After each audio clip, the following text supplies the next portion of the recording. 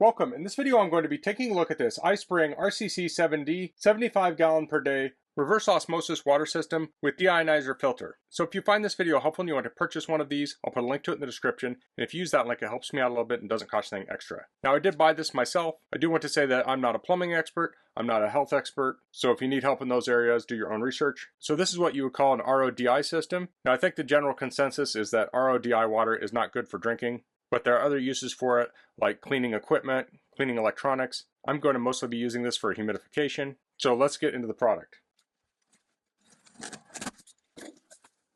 So it's hard to see on this flap here, there's a tag with a QR code for a video for installation.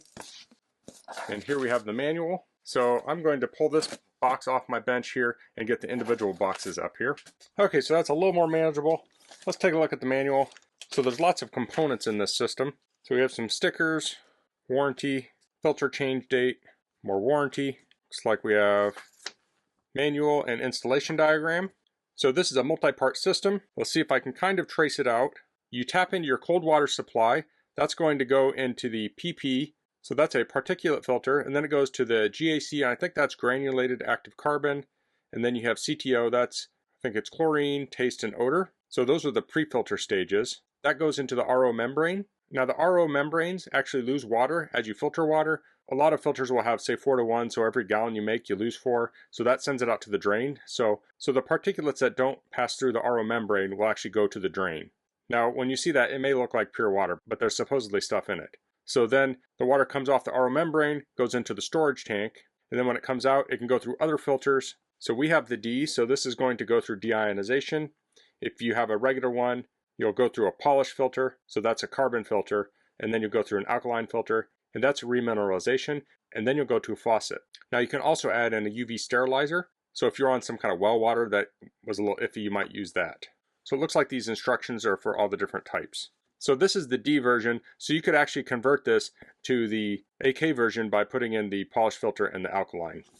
And here's the manual. Let's see if it has things in here. It has lots of information. This is showing all the different parts, and this is probably for, looks like it's for the whole RCC series. So you do still kind of want to know what you're doing when you're working with this, because the instructions can be for different things. So this is going to talk about connecting it up to your water, mounting. So the faucet can go inside of a counter. It says 3/4 to 1 1/4 inch hole. It also comes with a bracket, so you can mount it to a wall. And this talks about the different filters. Tubing connection, so this is mostly going to be connected with tubing. It's probably 1/4 inch press connections. And this looks like it shows filter options. There's a leak stop valve, glossary, and performance data. So let's get the components out so we can take a look at them. So RO is a slow process. So instead of waiting forever to get a glass of water, it uses a storage tank. So it will pre-filter water, it will go through the storage tank. So that's this component here. So let me get it out.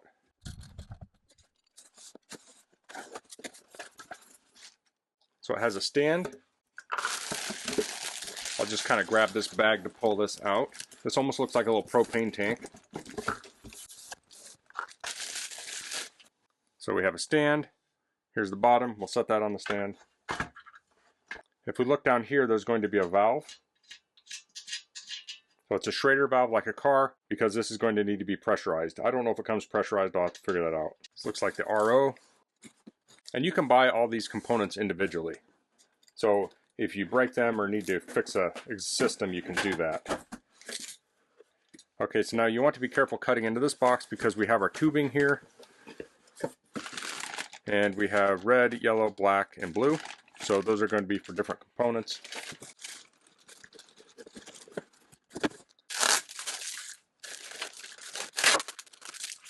So this is where you attach your cartridges and filters. So the pre-filters are going to screw in on the bottom here, and this is the reverse osmosis membrane, and then we have the taste polishing. Now I'm not going to be drinking this, but it still has that, and then we have the deionization. So there's going to be schedules for when you need to replace these things, and these components are pre-plumbed to some extent. It looks like there's little brackets, we can remove those later. Now this will hang on a wall or the inside of a cabinet, so we have these two here, so that's for supporting it. Now these are going to be the cartridges.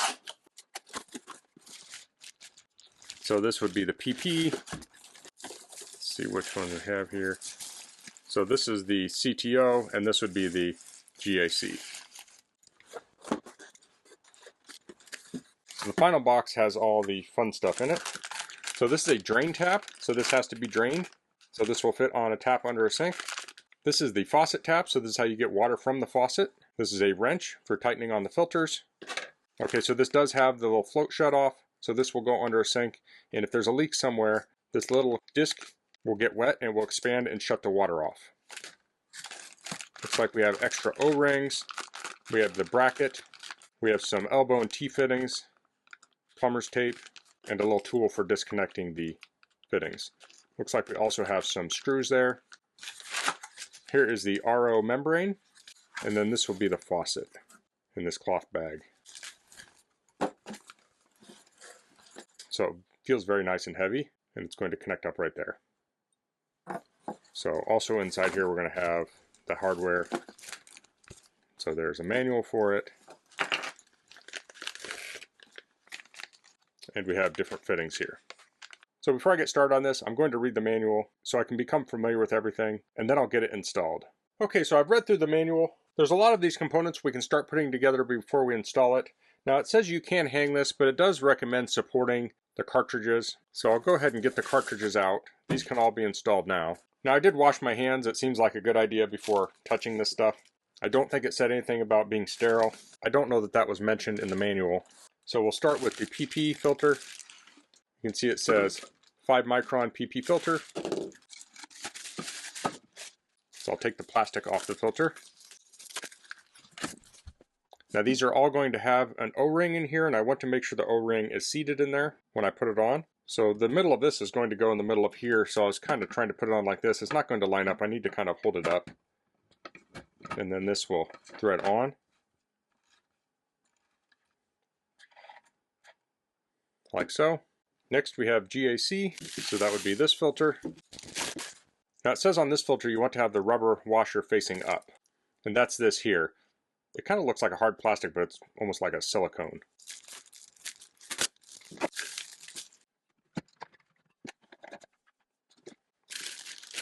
Then final we have the CTO, and this can go in whatever orientation you'd like.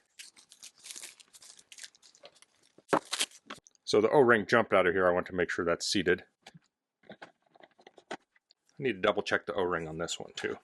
So I have a wrench here. It says tighten 1/4 to 1/2 turn. So I'll do that.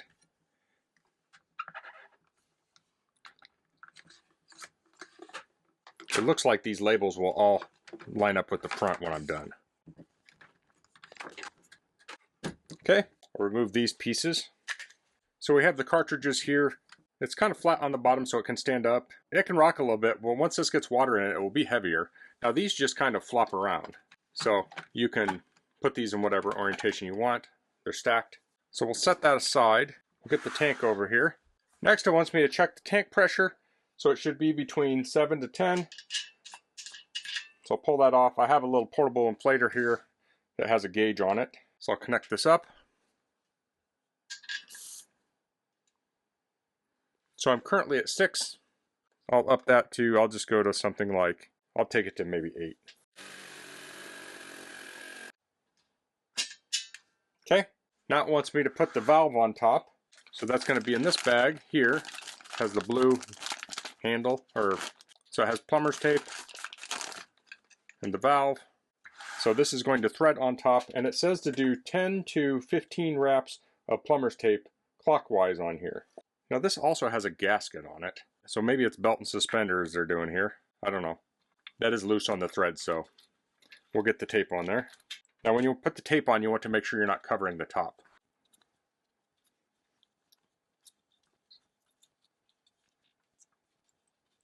Okay, so I did 13 wraps, and you can see the tape is coming off in this orientation, and I wrapped it like this as opposed to like this so I could keep tension on it. So now this should be able to thread on there. Okay, that seems pretty good. Now this can use a 3/4 inch wrench if you want, but you could break this if you're not careful too. So the tank is ready. Let's go back to the filter system. We want to put the RO membrane in, so we'll use the little removal tool here. We'll slide it in here, press in, and pull this out. So now this can come off, and we do have a wrench for that.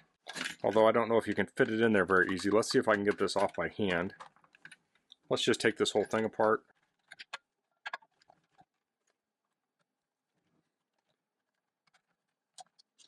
Take the whole top assembly off now. Get this out. Get the wrench on here. It's still a little too tight for me. Pull the whole thing off so I can get leverage on it. There we go. Just need a little leverage. Unscrew that. So it mentioned you can put a thick rubber band on here to get extra grip. So we're going to open up the RO package. And it wants us to hold the bag so we don't get contamination on it. It looks like there's a little tear tab down here. I'll pull that off. So I can kind of press this out like so. And we want to place the small end with the O-rings in here. We'll press that in until it fits. So now we can thread this back on. Okay. Tighten it quarter to half turn.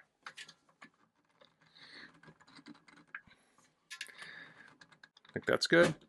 Clip that back on. And now we can reattach the lines. So I'll place this back on top. Place the yellow line back in. And the red line. So this is back in business. So I think that's everything I can do here on my bench. Next I'm going to get this installed. This will go in the sink. Now I don't have good access where I can film this, but this is going to go in line with the cold water side. Okay, so I have the system installed under my sink. So I anchored 2 screws in the wall and I hung this on there. So you can tell there's going to be quite a bit of weight on here. I tapped the drain for the drain. I have the water coming in from the top from the valve. The valve's kind of hidden on this. I may put another shut-off valve down here so I don't have to reach up in there to shut it off. Now you have to flush this first, and you want to flush these cartridges separate from the RO. So it tells you to disconnect the RO here. So that will come out this pipe. Now you're supposed to put this in like a bucket. I actually just connected it up with a union fitting I had to the faucet so this can drain into the sink. So I'll run that for a few minutes and that will flush that out. They say till it runs clear, but you could run it a little longer. So the expansion tank is over here on the right side, and that's connected with the yellow line, and I currently have that shut off. So I'm going to get these flushed and then we'll come back to the next step. Okay, so I have everything hooked up now. Now the instructions were a little bit confusing. We're on step 10E. It says open the faucet, let it run for 30 minutes to flush the entire system, including the tank. But according to the instructions, the tank is shut off. And then the next step says turn off the drinking water and turn on the tank and let the tank fill up completely. So I'm going to let this run for 30 minutes and then I'll open the tank and I'll flush it kind of separately. And then I'll let it fill and then I'll drain it and then let it fill where I'll use it. So that's going to take a while. I'm obviously not going to film all that, but I'll come back when it's done. Now I also want to come back and check for leaks. Now I'm not using the little leak detector because this is in my laundry area and the floor drain is right under this. So if it leaks, it's not a huge deal. I'll watch for it. I also have a water alarm I put down here. But the leak detector might be a good idea if this is under a kitchen sink. Now this is what it looks like up top. I have the faucet here. Now I've not mounted this. I don't know how I'm going to mount it or even if I'm going to mount it. But we just have a little dribble of water coming out of here. And that's why you need an expansion tank. This is too slow to be useful, but you can fill that expansion tank up and have water much more quickly when you want it. Okay, so it's been a while and the tank should be charged up by now. So I'll turn this on and here you can see the flow. So I have a cup here. Let's try and get a little water in it. So it's currently very foggy. Now I've not flushed this yet. Let's see what the TDS is on this. So I have a little TDS meter here. Let's put it in here. And we're currently reading 1. So we're not down to 0 quite yet. I'm guessing when I flush this and do it again, we'll get 0. Let's see what my tap water is. So tap water is at 165. So I'm going to flush the tank at least once, and then we'll take a sample and we'll retest it. Okay, this should be filled up by now, so I can turn this on. I'll let it flush for just a second, and we'll collect a sample.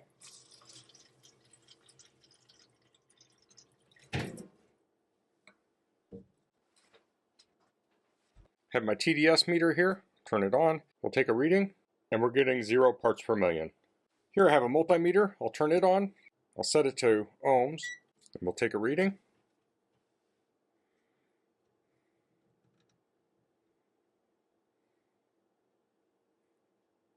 So we're getting 10.5 mega ohms.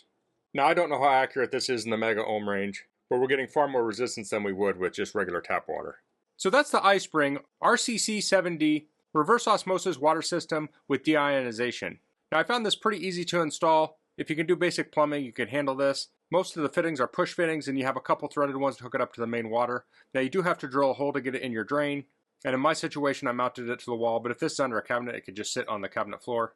Now the last step you would want to do here is probably label the install date, and that came with some stickers for things like that too. Now this is going to be very low usage. I'm just going to use a cup or two of water a day. So I'm guessing the reverse osmosis membrane on this will last me a long time. So that's all I'm going to cover in this video. If you have any questions, please leave them in the comments. If you like this video, please click like. If you haven't subscribed to my channel, I'd appreciate if you could do that. And thanks for watching. Until next time, goodbye.